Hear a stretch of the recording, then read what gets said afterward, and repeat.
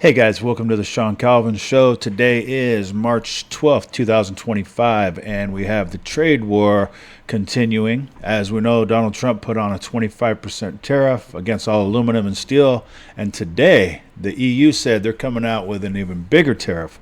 Watch this. This morning, the United States is applying a 25% tariff on imports of steel and aluminum. We deeply regret this measure. Tariffs are taxes. They are bad for business and worse for consumers. They are disrupting supply chains. They bring uncertainty for the economy. Jobs are at stake. Prices up. Nobody needs that on both sides, neither in the European Union nor in the United States. The European Union must act to protect consumers and business. The countermeasures we take today are strong but proportionate. As the United States are applying tariffs worth $28 billion, we are responding with countermeasures worth 26 billion euros. This matches the economic scope of the tariffs of the United States. Our countermeasures will be introduced in two steps, starting with April 1st and fully in place as of April 13th. In the meantime, we will always remain open to negotiations. We firmly believe that in a world fraught with geo-economic and political uncertainties, it is not in our common interest to burden our economies with such tariffs. That's a big move by the EU, coming in with over $60 billion in euro in tariffs. Man, that's exciting. You know, the EU only imposes they impose a 10% tariff on all American cars that come in, while we only impose a 2.5% tariff. Those numbers aren't accurate. What Trump is doing is he's getting those scales going so that it's in favor or equal, right? Reciprocity, fair trade, dollar for dollar. So let's take a quick look at how the other countries are responding to these tariffs, and are they folding? Let's see. With that, let's bring in Fox News columnist and contributor Liz Peek. Liz, all these foreign leaders talk tough. They saber rattle, wave their fists in the air, say, we're going to come after America. But then they cave to Trump in the end, sometimes like mere hours after they've stuck their chest out and gotten all brave. Isn't that proof that these Trump's tariff will work to achieve his foreign policy goals? What it really is proof of is that we have an incredibly unbalanced trade situation. In other words, we have a huge import trade deficit, have been in that situation for a very long time, and that is one of the things that Trump is hoping to rectify. Also, we're paying what? We're getting $90 billion a year in tariffs from other countries. We're paying hundreds of billions of dollars in tariffs to other countries. So he wants to level the playing field. I think that is a big part of it, and I think he's going to continue for that reason. The second thing is he wants the revenues. He wants to lower taxes and spur manufacturing coming home. And here's the thing that really nobody's talking about. In the past, this would have been an impossible quest, right? Manufacturing's gone down for 22 months in a row up until Trump was elected, and then it began to inch higher. But why have we lost so many manufacturing jobs? Partly because our labor rates are so high compared to Mexico, compared to China. I mean, there's a reason American corporations sent jobs overseas. It's not just tariffs, which are certainly not helping. But now what's happening with AI and this tremendous explosion in technology, we're going to be making more here in the United States at lower cost. So that, I think that's a tremendously pivotal element in this argument that no one really is talking about, and they should be, because when you're manufacturing cars or widgets or washing machines, boy, does AI help bring down the number of employees I mean, it's not great for workers, but even so, we will be adding jobs, just not as many per unit of output as we used to, probably. So the big news overnight is the 25% tariff that went into effect on steel and aluminum, not just with Canada, but across the board with all of our trading partners. People hear that, they say that prices are going to go up. What will the impact of that be? It could be, as Trump has acknowledged, that there will be some minor inflationary aspect of that. Look, what he is doing is short-term pain for long-term gain.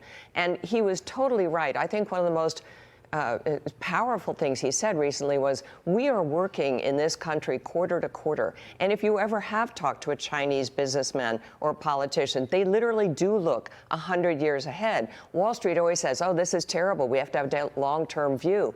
Now we're taking a long-term view and they're going nuts. So there may be some bump up in inflation, but I also think over the next year, we're going to see trade deals. For example, we should have a trade deal with the UK. There's no reason why they should be tariffing our products and we should be tariffing theirs, right? That seems like a layup. And my guess is, hopefully, over the next year, we're going to negotiate down some of these tariffs in return for better treatment for U.S. companies. Well, the USMCA, sorry, Todd, trade deal was just announced that it's going to be renegotiated. It was scheduled to be. Yeah, but that could lead to some stability here. Absolutely. I mean, if we begin to, for example, attack the tariffs that Canada still puts, even with the USMCA, on American goods, that should be a positive thing going forward. Hey guys, thanks for your support. Go ahead and click like and subscribe for me.